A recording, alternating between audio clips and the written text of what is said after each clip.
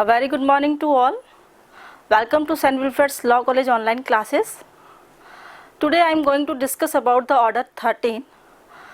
Order 13 related to the productions, impounding and return of documents. Order 13 contained Rule 11. 11 rules दिए गए हैं order 13 में और सीपीसी के ऑर्डर 11, 12 और 13 जैसा कि मैंने प्रीवियस लेक्चर्स में भी डिस्कस किया है कि ऑर्डर 14 जब हम पढ़ेंगे फ्रेमिंग ऑफ इश्यूज़, जो विवादक की रचना है उसको फ्रेम किया कैसे किया जाता है इश्यूज़ को, उसके रिगार्डिंग ऑर्डर 11, ऑर्डर 12, ऑर्डर 13 को पढ़ना बहुत ज़रूरी है और इसके बारे में जानना बहुत ज़रूरी है. Now, what is the mean of productions, impounding and return of documents? Documents present किए जाते हैं as an evidence, जैसा कि हम ऑर्डर 7 में भी पढ़ चुके हैं जो कि प्लेंट के बारे में बता रहा है. ऑर्डर हम 8 में ही पढ़ चुके हैं जो रिटर्न स्टेटमेंट के बारे में बता रहा है. वहाँ पर भी ये डिस्कस किया गया है कि production of the documents by the plaintiff, production of the document by the defendant. तो ऑर्डर 7 और रूल 14 जो डिस्कस करता है production of the document by the plaintiff, and order 8 rule 1A discuss करता है production of documents by the return state by the defendant in the return statement. But वहाँ पर जो डॉक्यूमेंट प्रोड्यूस किए जा रहे हैं वो है सर्टिफाइड कॉपीज़ जो एविडेंस के लिए पेश किए जा रहे हैं. लेकिन वहाँ पर सिर्फ ये बताया जा रहा है कि जो भी documents regarding to the plaintiff, regarding to the defendant, तो प्लेंटिफ अगर अपने केस को स्ट्रॉन्ग करना चाह रहा है, अगर वो कह रहा है कि मुझे इस डॉक्यूमेंट पे वो रिलाइट करता है, तो उस डॉक्यूमेंट को उसकी सर्टिफाइड कॉपीज़ को वो उसके साथ में अटैच करेगा, एनेक्स करेगा. ऐसे ही डिफेंडेंट है, वो अपने क्लेम के लिए जो भी डिफेंस चाह रहा है तो उस डिफेंस के रिगार्डिंग जो भी उसको डॉक्यूमेंट्स देने हैं उस डॉक्यूमेंट्स की कॉपीज, सर्टिफाइड कॉपीज़ उसको अटैच करेगा रिटर्न स्टेटमेंट के साथ. तो यहाँ पर ऑर्डर 7 और ऑर्डर 8 में जो डॉक्यूमेंट प्रोड्यूस किए जा रहे हैं वो है सर्टिफाइड कॉपीज़. उन डॉक्यूमेंट्स की सर्टिफाइड कॉपीज़ वो जो ओरिजिनल डॉक्यूमेंट्स हैं जो पेश किए जाएंगे ऑर्डर 13 में. ये मेन डिफरेंस है ऑर्डर 13 और ऑर्डर 7 और ऑर्डर 8 में. ऑर्डर 13 में जो डॉक्यूमेंट्स प्रोड्यूस किए जाएंगे बाय द पार्टीज और बाय द अदर विटनेसेस और by any other person who related to the case, जो केस से रिलेटेड है, तो उनके द्वारा जो भी डॉक्यूमेंट्स प्रोड्यूस किए जाएंगे या उनको वापस लौटाया जाएगा या इम्पाउंड किया जाएगा कोर्ट के द्वारा, वो ओरिजिनल होंगे. Now order 13 divided in 4 parts. Order rule 1 to 7 is about produced, rule 8 about impounding, rule 9 about return of documents, and rule 10 and 11 about the other methods. Now rule 1, what the rule 1 says, that rule 1 says that state that original documents to be produced at or before of the settlement of the issues. जैसा कि हमने order 7 में पढ़ा है कि जो भी उसमें प्लेंट में लिखा गया है, एनेक्स किए गए हैं डॉक्यूमेंट्स, सर्टिफाइड कॉपीज़ उसकी लगाई गई है, तो उन्हीं प्लेंट्स में जो दिए गए हैं प्लेंटिफ के द्वारा और रिटर्न स्टेटमेंट में जो दिए गए हैं डिफेंडेंट के द्वारा, उन्हीं डॉक्यूमेंट्स को वेरीफाई करने के लिए कि क्या वो डॉक्यूमेंट्स जिनकी कॉपीज़ लगाई गई है क्या वो सही हैं, तो उनके लिए ओरिजिनल डॉक्यूमेंट प्रोड्यूस किए जाएंगे बिफोर द कोर्ट, रूल 1 में, ऑर्डर 13 के रूल 1 में. लेकिन उसमें क्या कहा गया है, कब प्रोड्यूस किए जाएंगे, eight or before the settlement of issues. जबकि विवादक की रचना की जानी है, इश्यूज़ सेटलमेंट किए जाने हैं, इश्यूज़ फ्रेम किए जाने हैं, उससे पहले या उस वक्त जब वो किए जा रहे हैं, जैसा कि हम ऑर्डर 14 में डिस्कस करेंगे इसको. यानी ऑर्डर 14 से पहले ऑर्डर 13 इसीलिए लिया गया है कि वहाँ पर सारे ओरिजिनल डॉक्यूमेंट्स पेश किए जाने चाहिए बाय द पार्टीज़ और any other person. Now the parties और देयर प्लीडर शैल प्रोड्यूस, यहाँ पे एक वर्ड आया शैल इज़ मैंडेटरी, यानी कि उसको ओरिजिनल डॉक्यूमेंट पेश करना मैंडेटरी है। अब वो चाहे पार्टीज़ भी हो सकती है, पार्टीज़ का प्लीडर भी हो सकता है। Now but with accurate list such as from the High Court directs, means अगर वो प्रोड्यूस नहीं कर पाता है, लेकिन जैसा भी उसने प्रोड्यूस करना है, ओरिजिनल डॉक्यूमेंट पेश करना है, वो अपने हिसाब से भी पेश कर सकता है, जैसा कोर्ट उसको कहे, आदेश देता है, वैसा भी कर सकता है। या फिर जो उसने एक्यूरेट लिस्ट बनाई है कि ये डॉक्यूमेंट्स मैंने लगाए हैं मेरे केस के रिगार्डिंग, चाहे वो प्लेंट हो चाहे वो रिटन स्टेटमेंट हो, तो उसके रिगार्डिंग जो भी डॉक्यूमेंट्स मैंने लगाए हैं उस डॉक्यूमेंट्स की एक्यूरेट लिस्ट और उसको हाई कोर्ट डायरेक्ट करेगा, उसके अकॉर्डिंगली उसको प्रोड्यूस किया जाएगा before the court. Now provided that, इसमें एक अपवाद है, if party does not produce the documents, अगर पार्टी डॉक्यूमेंट प्रेजेंट नहीं करती है, प्रोड्यूस नहीं कर पाती है before the court, later on such document can not be use as an evidence, यानी कि जब कोर्ट ने आदेश दिया है कि उसको ओरिजिनल डॉक्यूमेंट पेश करना है, जैसा कि उसने ऑर्डर 7 या ऑर्डर 8 में जो लगाए हैं, सर्टिफाइड कॉपीज़ लगाई हैं, उनको पेश करना है, या उसके अलावा भी अगर वो कोई ऐसा डॉक्यूमेंट्स पेश करना चाहता है तो वो कर सकता है, बट वो ओरिजिनल होने चाहिए। तो यहाँ पर अगर वो ओरिजिनल कॉपीज़, ओरिजिनल जो डॉक्यूमेंट्स हैं वो प्रोड्यूस नहीं कर पाता है, तो वो बाद में उस केस से रिलेटेड उसको एविडेंस के रूप में अगर वो पेश करता है तो उसको एविडेंस के रूप में नहीं माना जाएगा until unless this is except, यानी कि कब माना जाएगा, इसके अपवाद हैं। कुछ दिया गया है कि with the permission of the court, अगर कोर्ट परमिशन देता है तो ही बाद में उन डॉक्यूमेंट्स को अलाउड किया जाएगा as an evidence.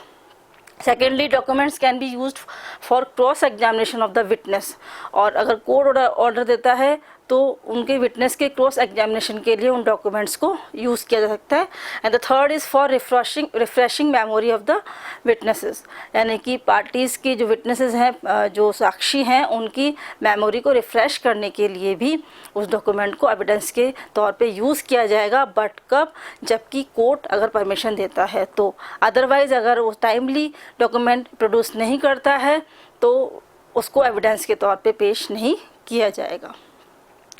Now rule 1 में डिसाइड हो गया है कि डिस्कस कर लिया है हमने कि ओरिजिनल डॉक्यूमेंट्स किस तरह से पेश किए जाएंगे, कौन पेश करेगा, क्या बाउंडिंग है, और अगर पेश नहीं करता है तो उसका क्या इफ़ेक्ट होगा या क्या एक्सेप्शंस हैं। Now later on we will discuss about the document, किस तरह के डॉक्यूमेंट्स हैं, जो डॉक्यूमेंट्स हैं किस तरह से उनको एडमिट किया जाएगा तब क्या होगा, और उनको रिजेक्ट किया जाएगा तब क्या होगा। डॉक्यूमेंट्स उसको 2 पार्ट में डिवाइड किया गया है। व्हेन डॉक्यूमेंट्स एडमिटेड, जो इसमें प्रोविजंस हैं रिगार्डिंग रूल 4 एंड 5, जहाँ पे डॉक्यूमेंट्स को एडमिट कर लिया गया है, जो डॉक्यूमेंट पेश किए गए हैं, कोर्ट के सामने प्रोड्यूस किए गए हैं, उनको एडमिट कर लिया गया है रूल 4 एंड 5। और जहाँ पे रिजेक्ट कर दिया गया है, when document rejected under the rule 6 and 7। Now we will discuss about the rule 4.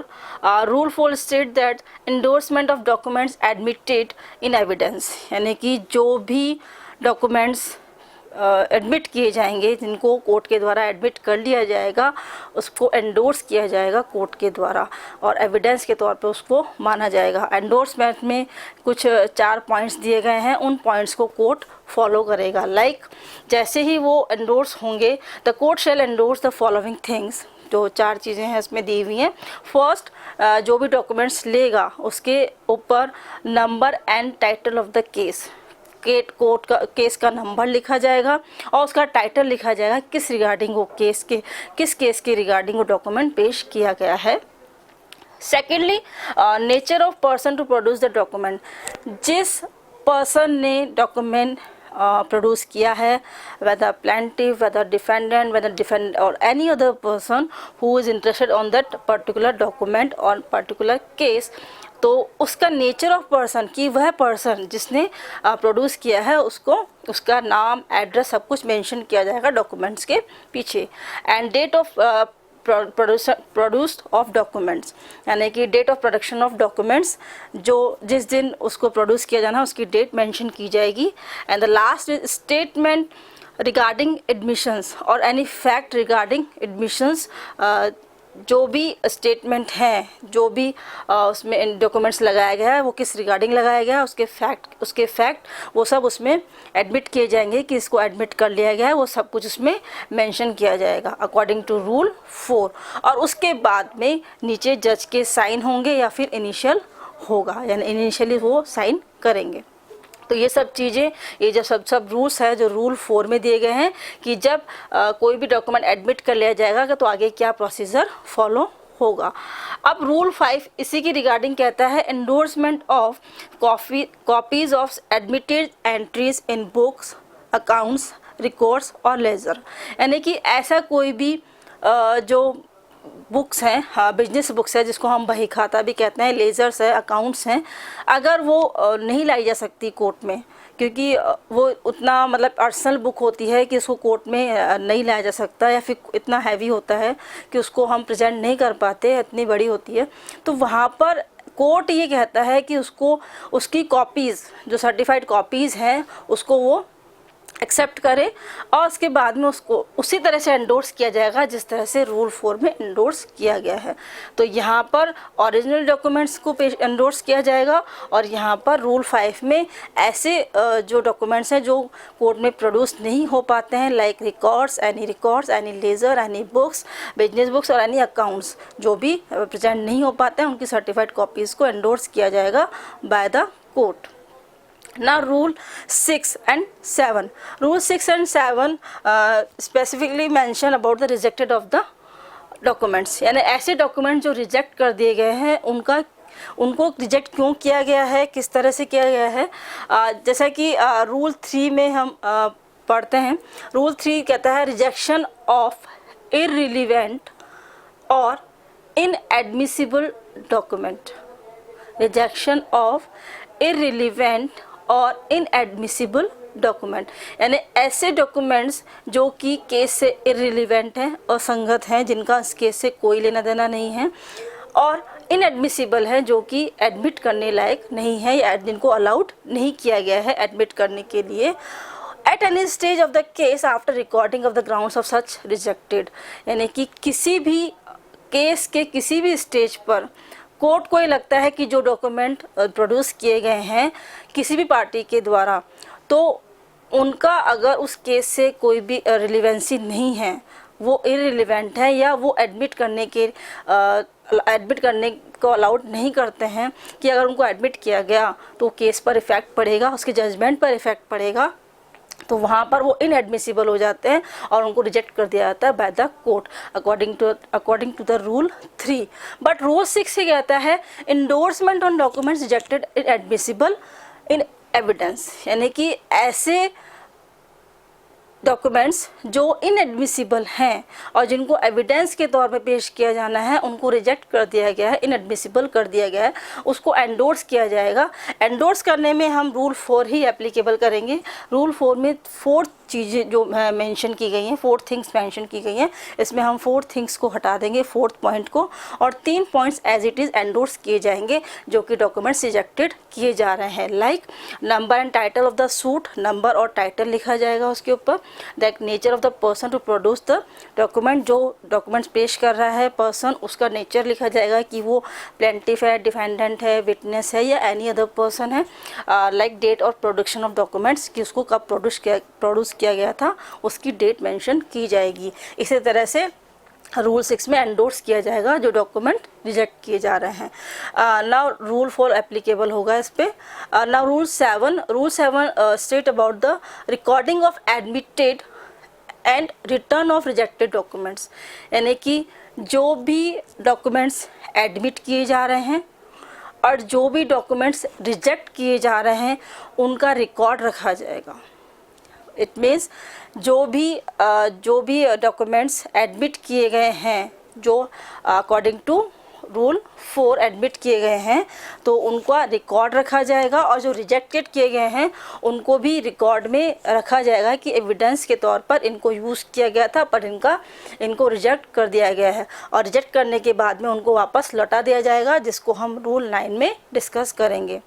Now rule ये रूल 1 से लेके 7 तक तो डिस्कस किया गया है प्रोडक्शन के बारे में कि किस तरह से प्रोड्यूस किया जाएगा डॉक्यूमेंट्स को।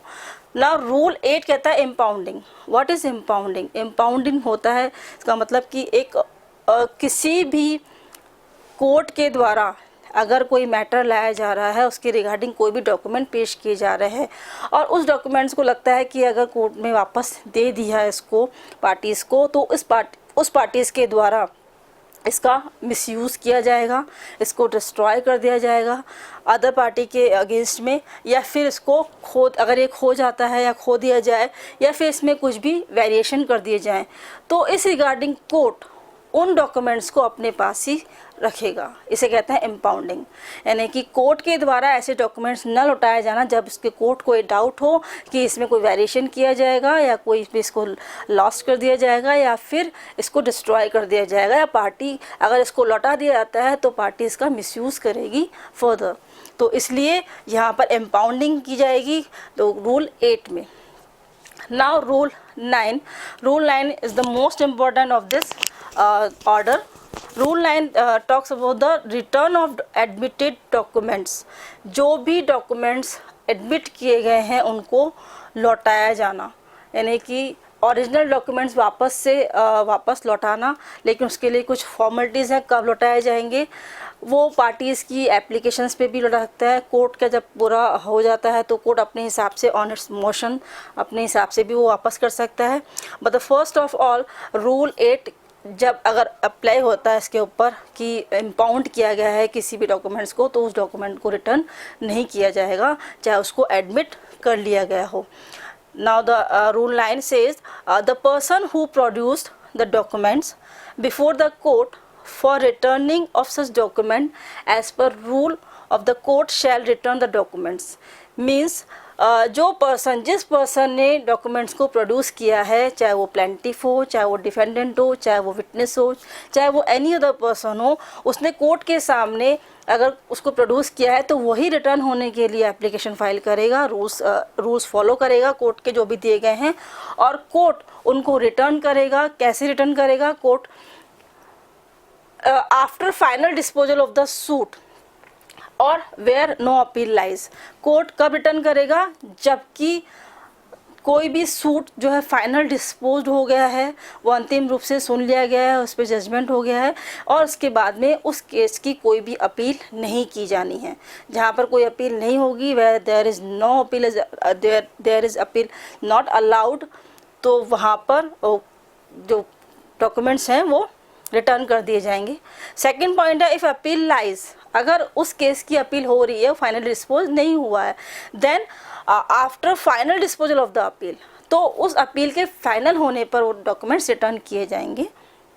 और the lapsing of time period of the appeal, या फिर अगर अपील होनी है और उसका टाइम लैप्स हो गया है, अगर वो टाइम निकल गया है, उसका टाइम पीरियड निकल गया है, तो उसके बाद में वो डॉक्यूमेंट्स रिटर्न किए जाएंगे। तो यहाँ पर 2 पॉइंट है। फर्स्ट, अगर कोई केस डिस्पोज्ड ऑफ हो गया है और उसकी अपील नहीं होनी है, और अगर अपील होती है तो अपील किए गए टाइम के निकल जाने पर या अपील होने पर, अपील पूरी डिस्पोज्ड ऑफ हो जाने पर, तो तब ये डॉक्यूमेंट्स रिटर्न किए जाएंगे। नाउ प्रोवाइडेड, इसमें अपवाद भी है कि अगर पार्टी इन कंडीशन से पहले ही, यानी कि अगर केस डिस्पोज नहीं हुआ है, अपील होनी बाकी है, या डिस्पोज हो गया है, अपील होनी बाकी है, या टाइम पीरियड नहीं निकला है, इससे पहले अगर कोई पार्टी चाहती है, अगर उसकी इच्छा है कि वो डॉक्यूमेंट्स उसको चाहिए कहीं और लगाने हैं, किसी और केस में लगाने हैं, या उसको कोई और रिक्वायरमेंट है, तो वो एप्लीकेशन दे सकती है। If the documents are required to be withdrawn before the above described conditions, then if he is a party of the suit, then a certified copies of documents shall be submitted.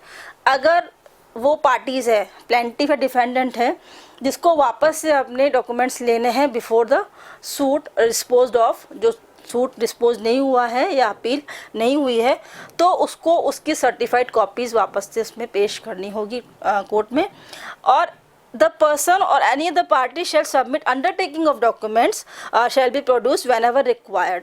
और अगर second point है, कोई person है या any other parties है जो interest रख रही है, जिसका डॉक्यूमेंट्स है उसको पेश करना है, उसको वापस चाहिए, तो वहाँ पर वो एक अंडरटेकिंग देगा और उसमें ये लिखेगा कि जब जब कोर्ट को रिक्वायरमेंट होगी इस डॉक्यूमेंट की, वो तब तब उसको लेकर उस कोर्ट में अपीयर होगा, हाजिर होगा, एंड डॉक्यूमेंट्स को एविडेंस की तरह पेश किया जाएगा। इस तरह से उसको अंडरटेकिंग देनी होगी।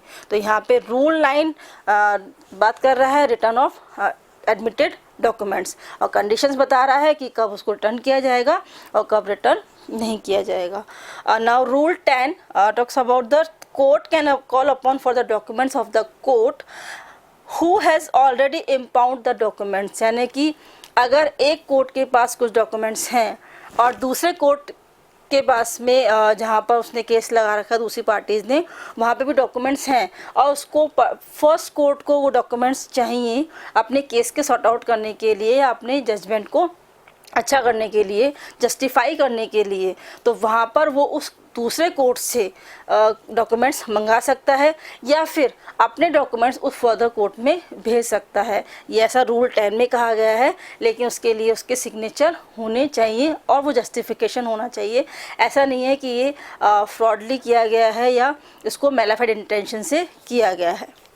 Now रूल 11 कहता है all the rules of this order shall also be applicable to the material things or fact or object produced as evidence। ये ज़रूरी नहीं है कि जो रूल ऑर्डर 13 है वो डॉक्यूमेंट्स पर ही एप्लीकेबल होता हो। ये मटेरियल थिंग्स जो होती हैं, जो भी चीज़ें हैं, भौतिक पदार्थ हैं जिनको लाया जा सकता है कोर्ट में, उस पर भी रूल 13 एप्लीकेबल होगा और उसको कोर्ट उसी तरह से एडमिट करेगा। उसको एडमिट करना है एज एन एविडेंस, और अगर नहीं करना है तो उसको रिजेक्ट कर देगा क्योंकि वो इररिलेवेंट होगा, एडमिसिबल होगा। और अगर रिजेक्ट कर दिया है तो उसकी तरह क्या प्रोसीजर होगा, और रिटर्न करना है तो उसका क्या प्रोसीजर होगा। ये सब चीज़ें डॉक्यूमेंट्स की तरह मटेरियल ऑब्जेक्ट्स पर भी एप्लीकेबल होंगी according to rule 11। Now order 11, order 12 and order 13 regarding to the documents हैं, जो डॉक्यूमेंट्स के जो भी एडमिशंस हैं, जो भी रिटर्निंग है, इम्पाउंडिंग है, प्रोडक्शंस हैं, डिस्कवरी है, इंस्पेक्शन है, ये सब होने के बाद ही ऑर्डर 14 में फ्रेमिंग ऑफ इश्यूज आता है, जिसे हम डिस्कस करेंगे अपने नेक्स्ट लेक्चर में। Thank you very much.